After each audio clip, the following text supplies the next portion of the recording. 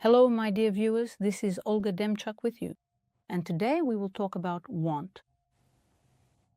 What exactly is want and why does it have such power over our personality? It is dissatisfaction. That is, there is a certain emptiness that remains unfulfilled. And so this emptiness, this dissatisfaction begins to push the personality from within, urging it to act. And if a person cannot recognize their own wants and manage them, they become a prisoner of their desires. In other words, it's as if they have no choice. They are just like a balloon that has suddenly broken free from its tether and is now being helplessly driven across the sky by the shifting wind, with absolutely no ability to choose its own direction. In this same way, our human wants always have both a dark shadow side and a bright light side. The dark side is this very call, a call that we hear from within. Like in ancient legends, the sirens who lured sailors with their sweet-voiced songs.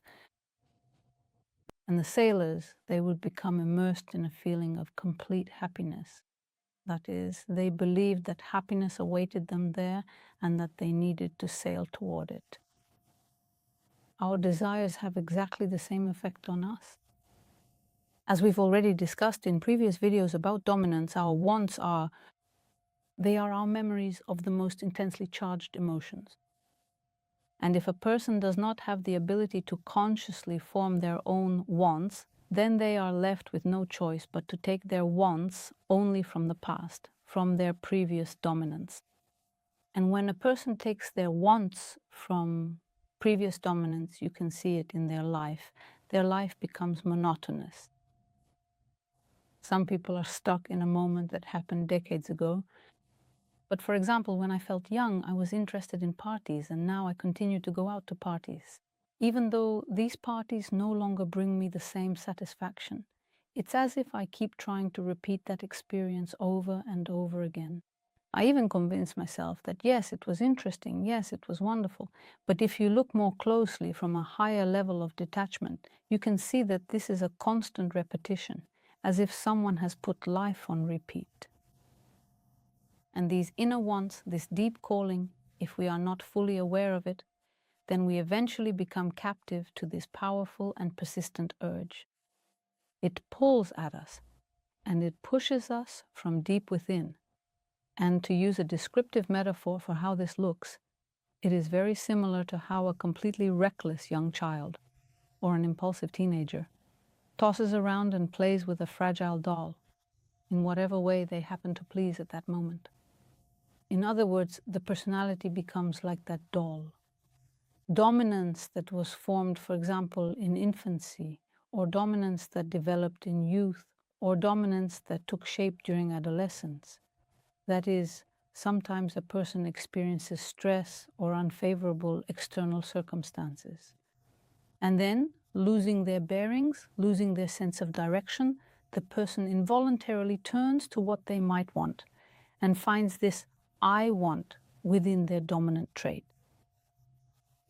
And if one does not understand this call coming from within, this I want, then there is no possibility to choose. In other words, you experience intense pressure. There is also a positive side to I want. That is, I want, our desire, our aspiration, it fills our sails, pushes us forward, and we act precisely out of dissatisfaction. That is, when a person feels satisfied, it's as if they don't need anything. For example, some people in business would get tired, then sell their business and lose their sense of purpose in life. Or when a person was striving for something, fighting to earn enough for an apartment, a car, or to get married, it was as if they had the energy for all these achievements. But as soon as they achieve it, it's as if everything loses its meaning. So why is it important to know your own wants? Because if we don't bring it into our awareness, it becomes a kind of secret, hidden force within our personality. And we don't understand why we get caught up in certain situations and stories, why we live the way we do. I ask, why is that? We end up taking actions that we later regret. We get the impression that someone grabbed us by the scruff of the neck and somehow forced us from within to do it. These positive aspects of our desires, when we examine any processes in the psyche, it's essential for us to preserve them. This sense of neutrality in our perspective. Because people tend to find something within themselves and start attacking it as if it were something negative. And this attack on our wants leads a person to do only what is necessary. In other words, they don't allow their wants in, and that's when burnout appears. That is, a person, as if rationalizing everything, does what is right and then begins to rebel, not only against other people or circumstances, but even against themselves. So, in fact, we need to move forward like a tightrope walker, balancing between must and want. And within our must, our want must definitely be present. We need to see it, be aware of it, and bring it into our consciousness. Because if it isn't there, the personality begins to, that's when burnout happens. So, we are now at a high level of generalization. We look at want and see it not as a negative or a positive character. It is a certain force. Whenever our deep-seated desires and wants come into direct contact with our consciousness, we experience and perceive this encounter as a distinct form of internal emotional pressure. I think each of you can imagine a child who throws a tantrum to force a parent to give them what they want. The same thing happens inside us. In other words, our want interacts with us through emotional pressure. Let's imagine a situation where you wake up in the morning and realize that you are late. You're hungry, you haven't had your tea or coffee or water, whatever you usually drink.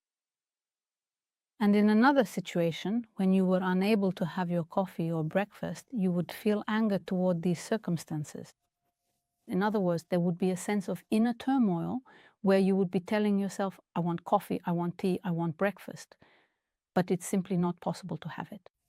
But as soon as a stronger urge appears, like the fear of being late, the fear of punishment, or the fear of shame, it seems to override that previous want you had. That's why we're examining the emotional nature of our wants together. If a more emotionally charged focus arises, it's as if we begin to lose sight of the original one. When we follow our wants, it's important to remember that this is emotional pressure. It tends to intensify. This is reflected in phrases like, if I don't have coffee, I'll die. People say things like that. If I don't eat right now, I'll die. If I don't sit down right now, I'll die. And indeed, this internal attack, this emotional presence is perceived as a threat to life, but in reality, the person is attacking themselves. And if you don't see your wants as something you create yourself, but instead perceive them as the voice of God, as if that's the way it must be, and that's what's right, then it's impossible to control the intensity of your wants. This is that feeling of, I'll die if I don't eat. In reality, a person would only die if they didn't eat for, say, 10 days. It depends on the individual and their physiology. So a person definitely won't die right away. But the emotional pressure they put on themselves is such that it's like a dog that lunges at an enemy, ready to tear out their throat. It latches on immediately. We experience the same kind of attack from our own wants. If we don't bring this into our awareness, if we only have the want and no way to process it, it can feel like a direct threat to our survival. And for people who have trouble recognizing their emotions, they struggle to understand their own desires and can't resist them. It's just, give it to me, and that's it. I feel like I'll die if I don't do it.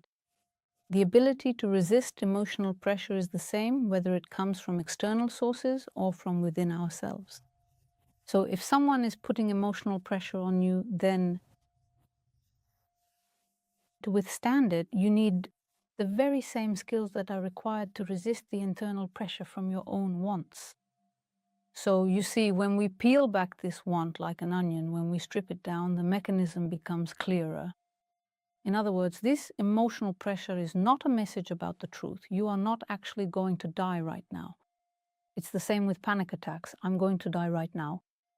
So here, it's the inability to somehow, how to deal with your emotions, how to manage emotions, how to reduce them. There have been many other videos on that topic.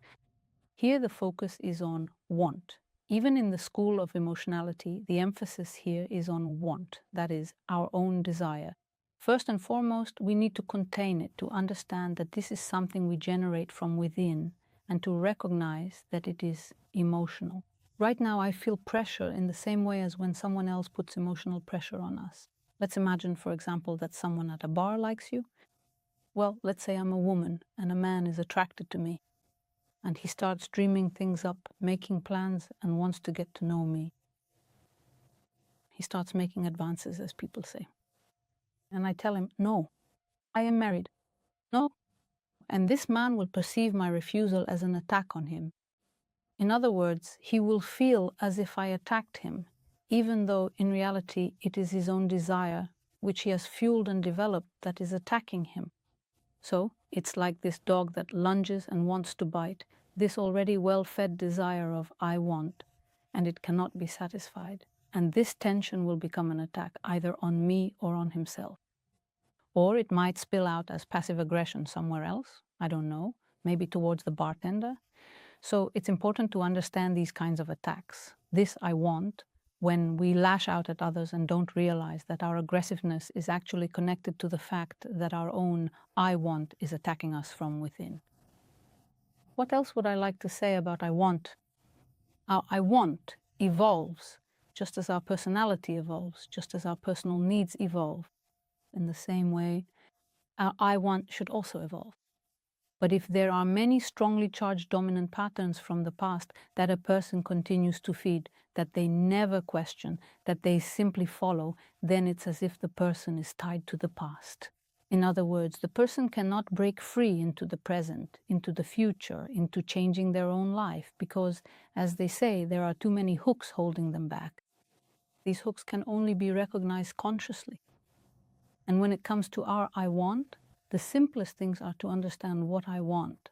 That I'm tired, that I'm sick, that I want to eat, that I want certain clothes, that I want a home, that I want a partner. All these desires are absolutely selfish and they are necessary. There is nothing wrong with them. But is there a transpersonal desire? In other words, can the personality generate it? A desire of a higher order? This elevated state of higher order allows the personality itself to gradually grow and evolve. And this complex and deep entanglement with the past.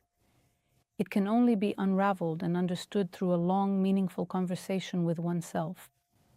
When you explain something to a small child, you might understand how you explain things to yourself.